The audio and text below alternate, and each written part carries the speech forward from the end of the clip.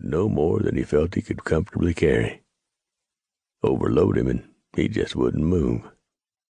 Stand there and look at you with them eyes telling you to get that crap off his back. Smart. The rider looked all around him, careful, then stood still and sniffed the air. He could detect nothing in the cool mountain air except the scent of nature's own growth in springtime. There was no engine smell.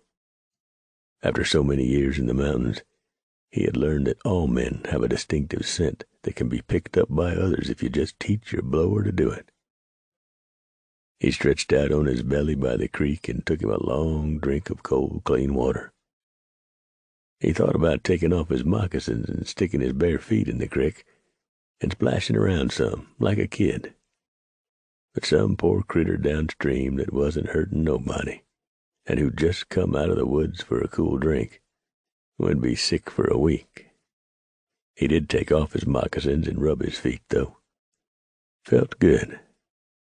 He rubbed his feet dry on the grass and slipped back into his moccasins. He chewed on a piece of jerky and wished long for some coffee. But he'd been out of coffee for weeks. That was another reason for this trip.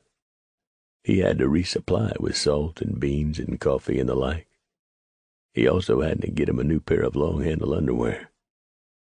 His was plumb wore out, and his buckskins were thin.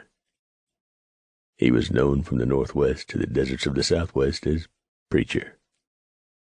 He was far from being a man of the cloth, about as far as a man can get, even though he'd been raised in the church as a boy.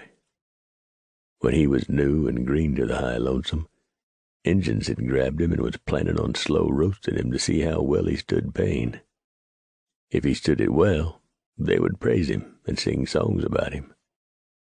Of course, those songs would be sort of hard to appreciate from the grave. So he started preaching. He preached all day and all night.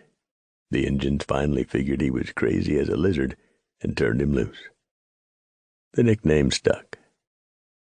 Preacher had been in the mountains since he was just a boy. He had run away from a good home and reached the mountains a year later. And while he had left the mountains many times to see what was over the next ridge or river, he always returned to the high lonesome. He had lived with a number of tribes and gotten along with many of them. He'd had him a squaw from time to time and a few offspring.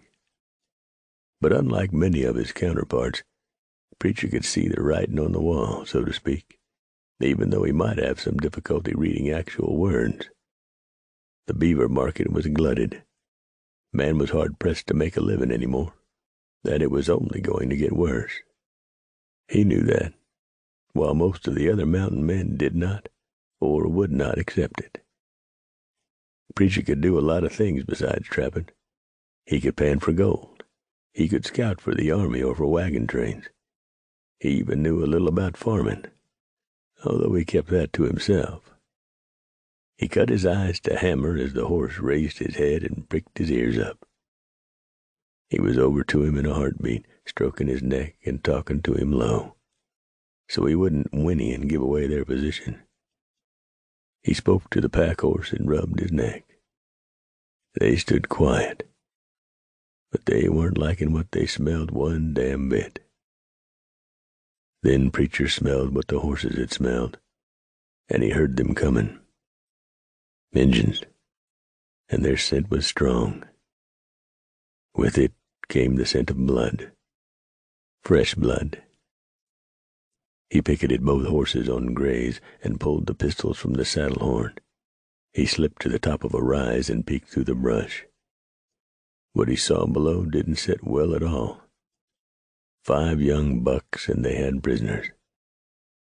The Injuns looked to be Arapaho, and Preacher never had got on too well with that tribe. They just didn't much like the white man. Preacher lay still, moving only his eyes, carefully checking everything out. But it appeared 5 was all there was. But 5 bucks on the warpath was plenty. He could see fresh scalps on the manes of their horses and on their war lances, and they weren't Injun scalps.